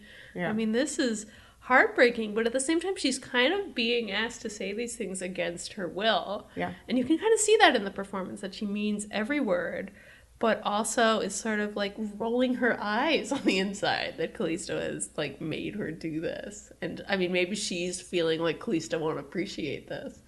Like, I do feel there's this weird disconnect in it that's really fascinating to me. Well, I think the beauty of the scene, besides the Tie-dye curtain in the tie-dye, background. this is the Mark Beasley best beautiful moment, I think, is this whole speech, because like the tie-dye curtain in the background, So tie-dye. so curtainy, the wind that is on everyone but on Xena, if you notice, like for some insane reason she has no wind in her. She's in the eye of the storm. The fact that Callisto's hair gets in her face, like throughout Callisto this whole just looks scene. like a mess, which is Which is wonderful. And the performances, both Lucy and Hudson, just like insane. But I mean, the best part, in my opinion, is the fact that Callisto comes up with this idea. Oh, we're gonna go to this village, and you're gonna be in front of all the townspeople, and you're gonna say loud and proud what you did, which is like you burned Sarah down, and you're gonna confess your sins to them, and it's gonna be so bad for you. It's gonna be humiliating. You're gonna feel all this pain. Xena, who does it, like, she did not want to do that, but she has to. So this is something she has to do. I think you can see that in the acting. Performed wonderfully, but like, the kicker is that everything is just the opposite of what Callisto intended, which is that she gets all the feelings. And I know that this episode also has a scene where she's like, I don't feel anything. Bull fucking shit. No, she you see feels on her it face. hard. And she also looks like a 10-year-old girl. Yeah. Like her whole face de-ages, which is so upsetting. It's a wonderful moment. It's just, I adore this character so much. So here's where I have a question. Like, Xena finishes the speech and goes up to Callisto, and rather than, like, saying anything sympathetic, which is sort of what I wanted, like, what I almost needed, seeing that heartbreaking look on Callisto's face, Xena just says in this very, like, gruff way, "Let's go." Xena is not sympathetic to Callisto in this reaction. She is just, like, not moved by Callisto's emotions. Well, I mean, I don't think that she would. I just don't think that that's the right time to have like a Maybe. a big weeping I mean, scene. it's quite noticeable. They both deal with it in their ways. Like Yeah. Xena closes up, and that's how she is, and Callisto, like, she's basically naked right there in front of her for a second. At the end of the episode, Xena denies that moment ever happened. She says she doesn't feel bad for the things she did. So I feel like Xena doubts the reality of, in a way, this is like two ships not meeting in the night. Like, there is this sort of naked sorrow in Callisto's face, and I don't think Xena believes it. Or maybe she sees it and just thinks, like...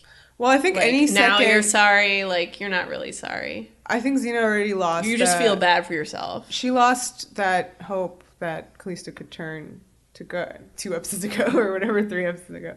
She doesn't want to fall for it again. And I think maybe she's very impatient with Callisto's claims of victimhood. For Xena, Callisto is a perpetrator. She killed Gabrielle's husband. Like, this is not someone who Xena is gonna spare an ounce of sympathy for, like, anymore. But also there's a time clock where Velasca's after Gabrielle. That's true. Let's go. So, let's go. We don't have time for feelings. Yeah, exactly. Pull yourself this together. was like an annoying pit stop. Like, it was for us. I mean, it's so funny. Yeah, it's an annoying pit stop that unleashes this, like, maelstrom of emotions for Callisto.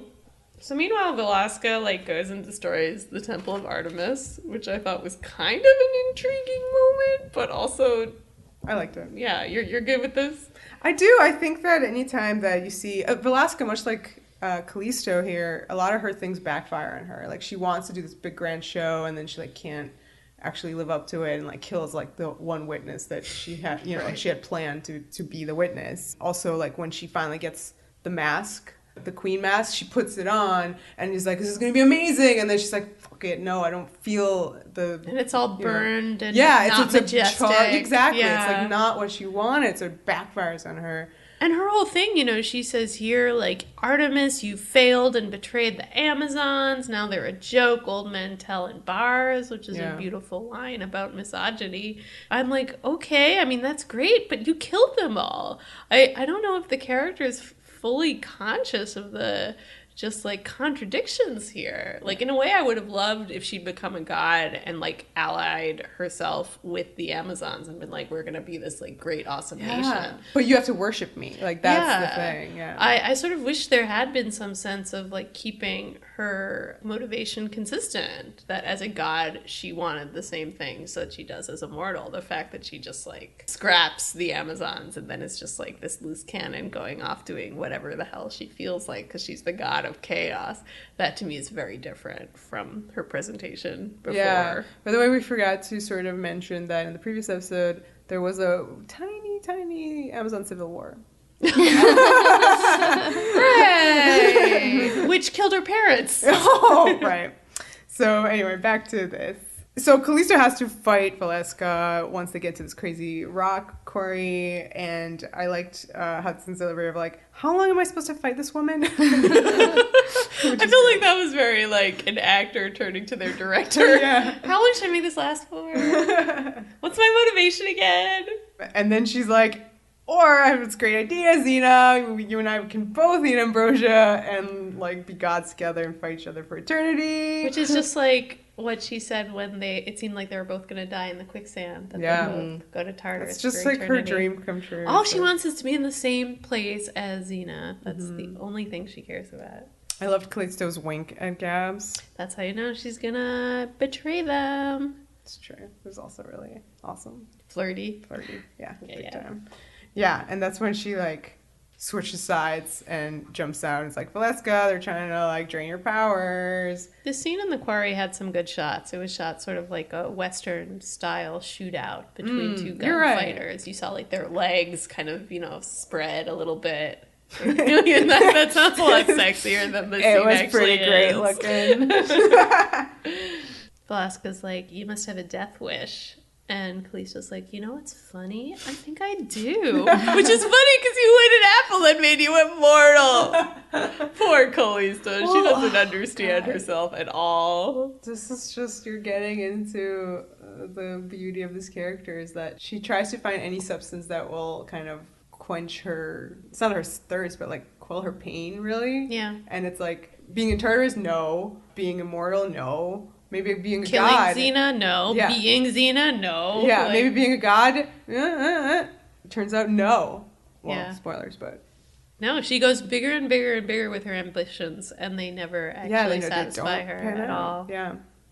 They just make her more frustrated. Yeah, and that's like, it's just so, I love her so much. So their plan here is that they're going to drop a bunch of rocks on Velasca, this is the beginning of a long-standing strategy for dealing with all-powerful gods, and you drop rocks on them. Yep.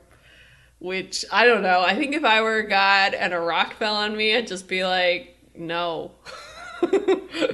Thou shalt not crush There's so me. many. Yeah. So many at once. And Xena does make it clear that if they'd caught Velasca when she wasn't fully powered, I guess those rocks would have crushed her. But because they made that annoying pit stop, told you. she's too powerful for the rocks. I love that she has this moment of just like guilt tripping Callisto for the pit stop. Wow. She's That's annoyed petty. at it. That It is was petty. annoying. She's like, if it wasn't for someone and their destroyed village. I did love the fight scene that was Xena and Callisto versus Velasca. Yeah. Yes. Like, that was some epic shit. Like, it was kind of wonderful seeing Xena and Callisto, like, on the same side. I mean, let's be real. That's what this episode is an excuse for us to Yeah. see. That's all we want is the villain and the hero teaming up. Yeah. Which is a trope on TV tropes. Enemy mine. It's always good. Yeah. It's always an exciting thing to see. Yeah, I mean, I was, like, a little bit less, like, I rolled my eyes when it was like, oh, she's betraying Xena, she's going for Velasca's side, but But you do feel like she's just doing that because she knows it'll entertain Xena. I feel like everything annoy she her. does is just like, what's Xena going to do if I do this? She just doesn't care. It's not a part of some master plan. Okay, so Velasca's under the rocks, and they're, like, doing an amazing campfire scene. This is the other thing I love about the so-called enemy mine trope, is that if you have your villain and your hero teamed up, it means that you kind of get to see your villain like in their downtime in a way that you don't when they're always fighting the hero. Having these characters all around a campfire is really exciting. I do just love like that tableau of Callisto like sitting all crouched over with a sword between her legs, sharpening it, and like being very sort of contained and intense, and Gabrielle watching her, we just haven't really seen that from the character. We haven't seen Callisto be quiet. So I thought that Even though she's at her most insane probably here. Yeah. It's crazy. A quiet Callisto is a scary Callisto. So yeah, they play a very epic game of truth or dare. I certainly love this moment. Nobody did a dare. Nobody did. No, it was just truth. And they sucked at it. Yeah, neither of them actually knows how to play this game. Yeah, it's true. But I love that Gabs like tries to psych her out. Like, you know, it's like, did you feel anything like back at that village? Answer me, or are you afraid? Which I thought was a moment of Gabs really having Callisto's number, that, or are you afraid? Like, Callisto does not want to be asked that. Like, Gabs is sort of saying, either you felt something in that village, or you feel something now in not wanting to talk about that village. Well, this is where we get to it. What's the consensus? Is she a sociopath who does not feel anything? Bits and pieces, as she says, but nothing substantial? Or is she just, like, full of it, and she feels everything? I mean, I think it's something in between. I think she's probably underselling it. Like, I don't think she feels just bits and pieces. I think she feels a lot, but I don't think she really understands those feelings. Yeah. And I do think it's very easy for her to, like, compartmentalize them. It is very easy for her to be numb and not feel anything when she needs to. Yeah, maybe it just exploded out of her in that village and surprised and embarrassed her. I think But just that, yeah. I hate sociopath villains. Like, I hate Moriarty from Sherlock so much because there's no, it's not. He does things just to do them. You don't, like, that's a completely uninteresting character. Like, you have to have an explanation, you have to have a motivation, you have to have something that a person who isn't a sociopath can understand. And then maybe if you're a really smart showrunner / writer, you can have your audience feel bad for your villain, and that's like the whole point of it. Like, I feel so much for Callisto, that's why I'm like waxing poetically about her for like ever, because she just breaks my heart. Like, it breaks my heart to see her in that village. There's another scene in a later episode that also just breaks my heart. She's wonderful, and I do think this campfire scene is one of the best. Because you see, and this also goes with what I was saying about Gabrielle, where I do think she would forgive her if she knew that Callisto, like, really felt things. Like, yeah. But I think at the same time, when Callisto says her line about, you know, that she doesn't really feel anything, just bits and pieces, that gets Gabrielle's sympathy. That gets pity, too. This idea that she's so damaged she can't feel. I mean, that immediately speaks to Gabrielle, which is part of what makes me think that is at least somewhat a lie. Because I feel like that's Callisto cleverly setting Gabrielle up, being like, oh, you feel sorry for me? Wait till I say something really offensive to you in a minute. Yeah, so that happens, and Gabrielle storms off. But I love that before Gabrielle storms off, Callisto says this line about, think back to when you were a little girl and all you knew was your mother and your sister and all your faith revolved around them. Now kill them. Yeah. Which is such a stark, upsetting line. And I love that they both have sisters. You suddenly realize they have this in common. But that was such a rational thing to say, where you fully can tell that she feels all these things. Yeah. Like, that's not a lie. Like, that's not some... But that's why Gabrielle, the audience, relates to her and feels for her right there. Gabrielle kind of, like, gives this, like, laugh of disappointment, and Callisto laughs with glee. I love that they both exit the scene actually laughing. And Xena comes in, and they have this brief little conversation, which I liked because they're sort of talking around the fact that Xena is going to use Gabrielle as bait with Velasca. And, like, Callisto's very, like, thinks this is awesome and kind of cold. And Xena agrees. Like, it's a moment where they seem to get each other. You see that these two people actually can kind of relate. This is also when Xena says that this plan involves a lava pit. I just think that, like, there are not that many things that involve a lava pit that are going to be, like, good. Like, it's probably going to be silly. What do you mean, Star Wars Episode 3? Right, that's what I'm thinking about. It's just the word lava pit. It's just not a good word. Like, where's the... Who has the higher ground? Why is there lava flowing so much? What's happening? And also it's just so convenient that there's like an avalanche about to fall, and also a little further down the road is the lava pit. And after that there's the piano that falls. I think that these two episodes back to back, my main issue with them is this plottiness. Like, the previous one was like, you gotta get the book, then the dagger, then the thing, then go here and unlock this and get the stuff. And now it's like, we're gonna go here and the rocks and the lava pit and this. The bridge. Don't forget the bridge. It's not like it's hard to follow. I just start, like, unfollowing stuff when it becomes about that. But this other stuff is what makes it really good. And I mean, this episode has a repetition problem. Like, they team up, they're gonna trap Velasca. It doesn't work, so they team up, they're gonna trap Velasca. And you're just like, we just saw this! Velasca can now tornado.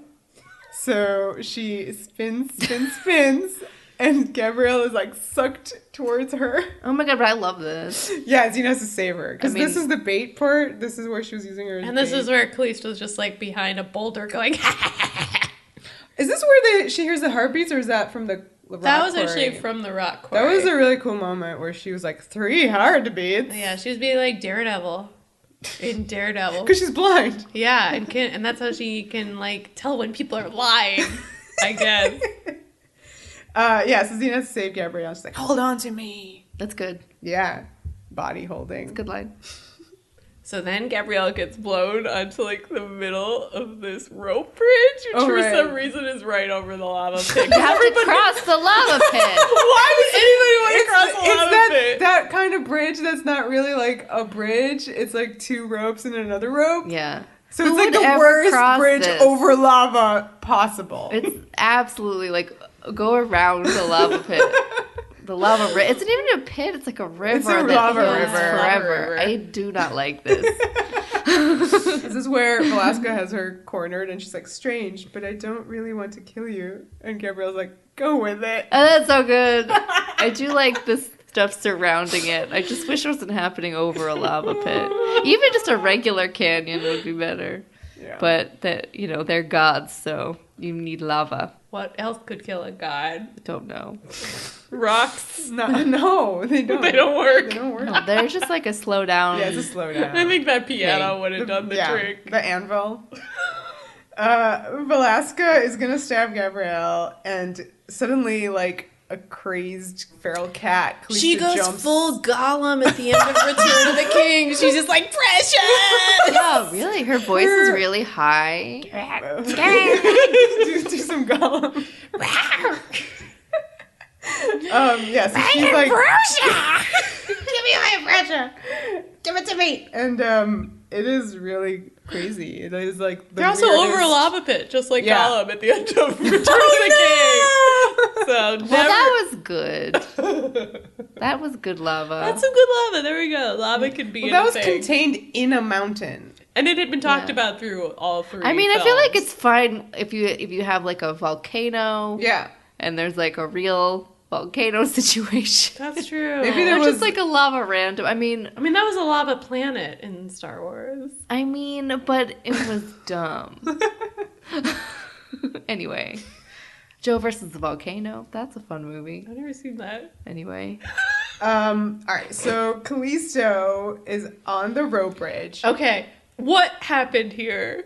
Gollum eating a fish. She Gollums up this ambrosia. Yeah. She becomes a god, and you're like, whoa, Callisto's a god now. And then you have her and Velasca like T-Rex lumbering at each other because they're on this rope bridge and neither of them can walk. So it's like and this their weird, arms have become tiny. But it is.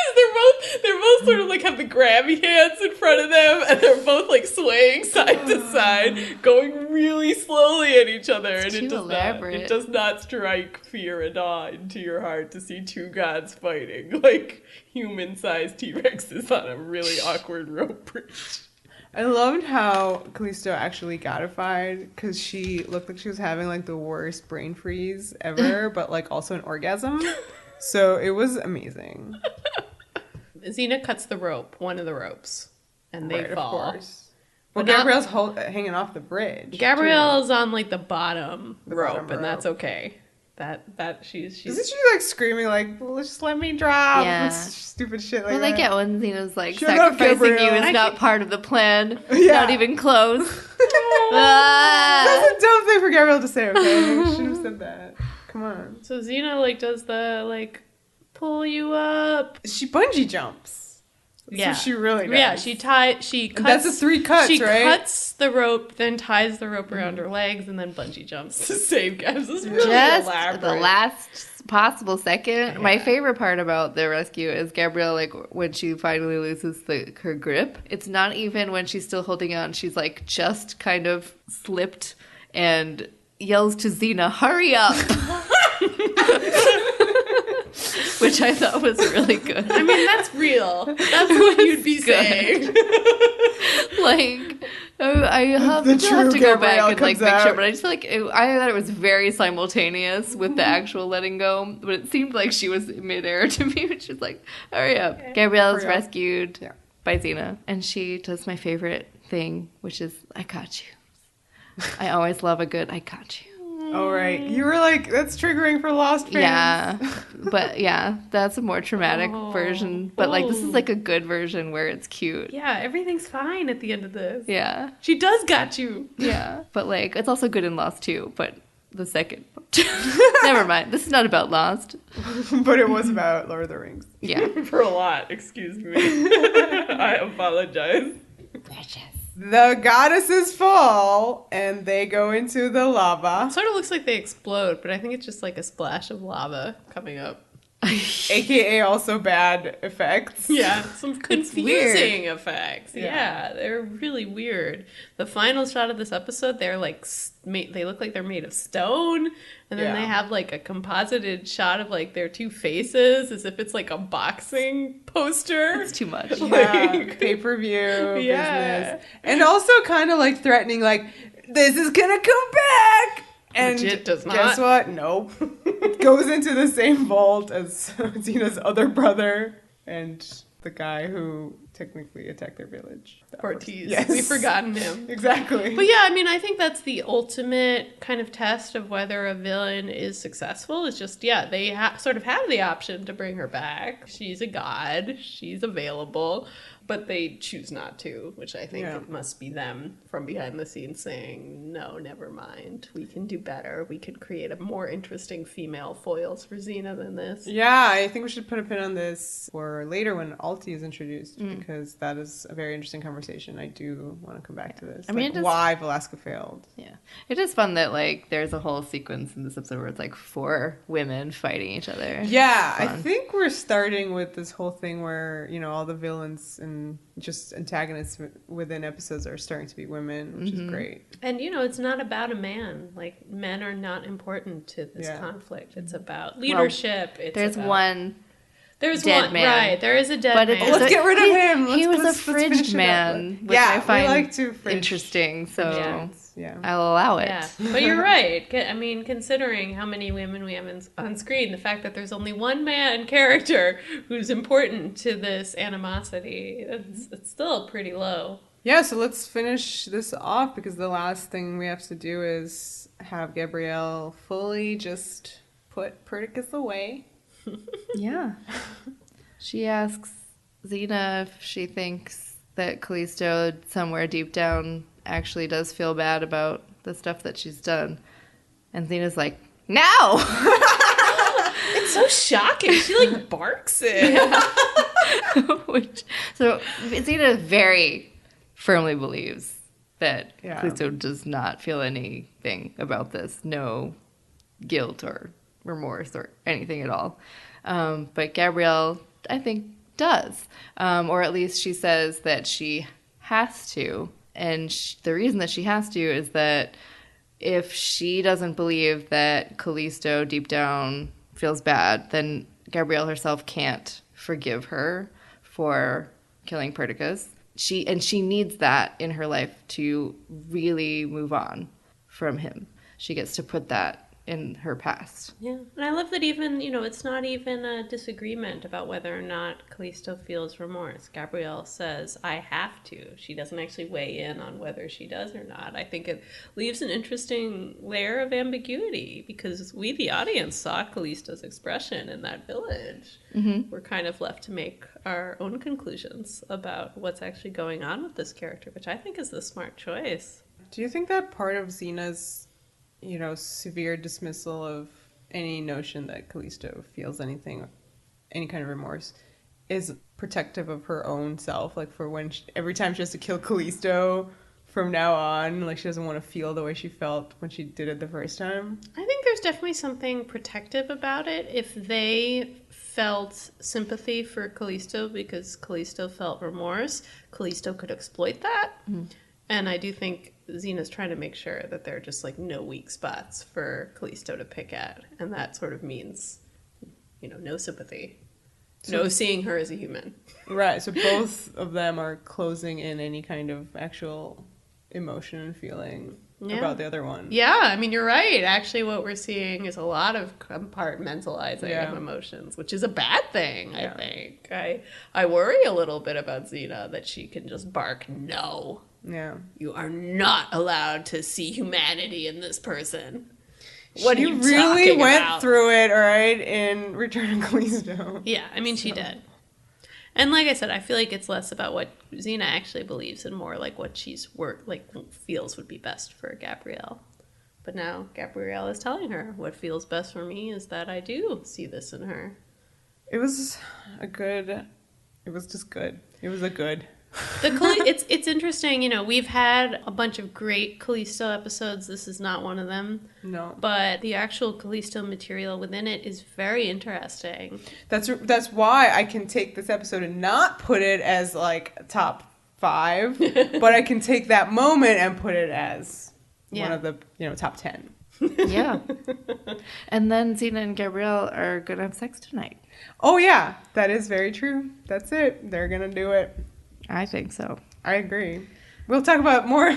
we'll circle back to this Put a pin in it. Next episode. A day in the life. For sure. So I guess this wraps it up, and you can follow us on all the things, such as subscribe on iTunes, or I guess now it's called Apple Podcasts. What?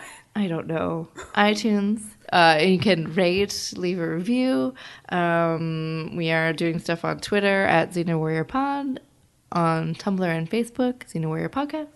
That is all. The power. The passion. The podcast.